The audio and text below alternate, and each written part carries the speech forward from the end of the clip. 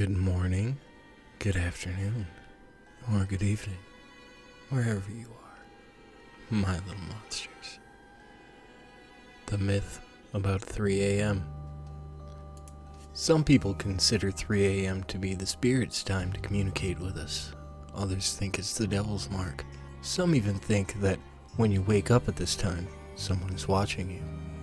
But if someone were watching you, how would they watch you if there were no windows or doors in the room that you were in? There are many superstitions for what 3 a.m. could be. Not me. I'm going to tell you the real meaning of this worldwide time myth. While you sleep soundly, you dream. While you dream, you are unaware of your surroundings, unaware of what could be lurking in the closet, under your bed, beside you, or in your covers. Your eyes flutter open and you check the time on either your watch, cell phone, alarm clock, or whatever time-gathering device you have laying around. But knowing the time doesn't really matter, right? You rub your eyes and blink a few times, adjusting to the darkness of your room. You hear the sounds of floorboards creaking, the sound of pitter-patter along the ground.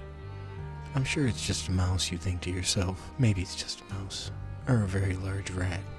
A very large rat indeed to be making such loud footsteps. You dare not look over the edge of your bed, for you're paralyzed in your own fear. You're just scaring yourself. Enough already with this foolishness, you tell yourself. But is it foolishness? Or is there a reason to be scared? Are there monsters lurking under the bed waiting to snatch your feet and pull you under the bed while you get up in the middle of the night to use the bathroom or get a drink of water? You do not believe in monsters. Those are the stories your mother or father fed you years ago as a child. The boogeyman, Sandman, and other monstrous stories were just stories. Stories to give you a spook at night, right? Yeah, right. Monsters aren't real, you think, and chuckle at your childish fears. But wait, what was that? The patter of feet seemed to be getting closer. You squeeze your eyes tightly shut as you hear a long, loud screech of your door creaking open ever so slowly. Was it a giggle you just heard? No, of course not. Mice don't giggle. Neither do rats. You're being delusional. You open your eyes slowly and stare at your ceiling.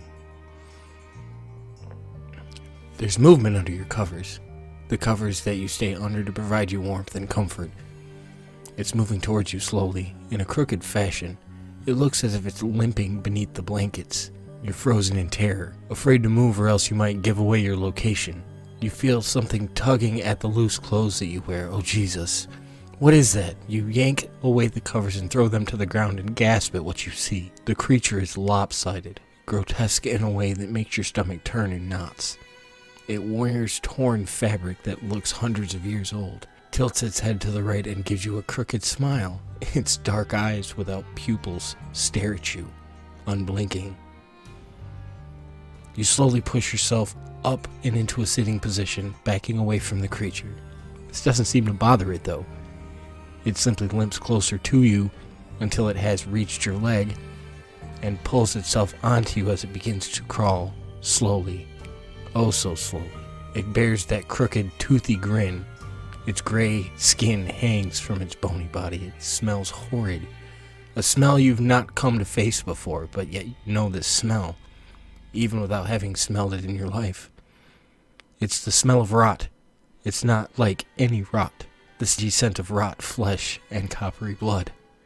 What are you going to do? You think as you lick your lips, eyes wide, not removing them from that creature. It's still inching its way up your body, coming closer and closer to your face with each limping step. You take in a deep breath through your nose and release a scream so loud you think that you have popped your own eardrums. The creature suddenly jerks its head back towards the door and lets out a murderous cry.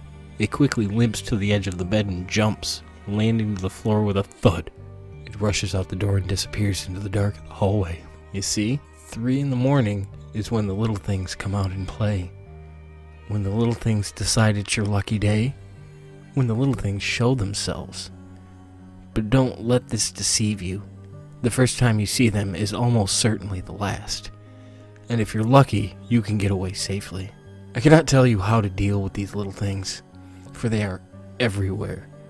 In every home, every hole, every nook and cranny of every house that ever was. How many you have in your home is not a question I can answer for you.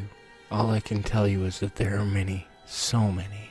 They study you, and they wait, and they plan of your demise.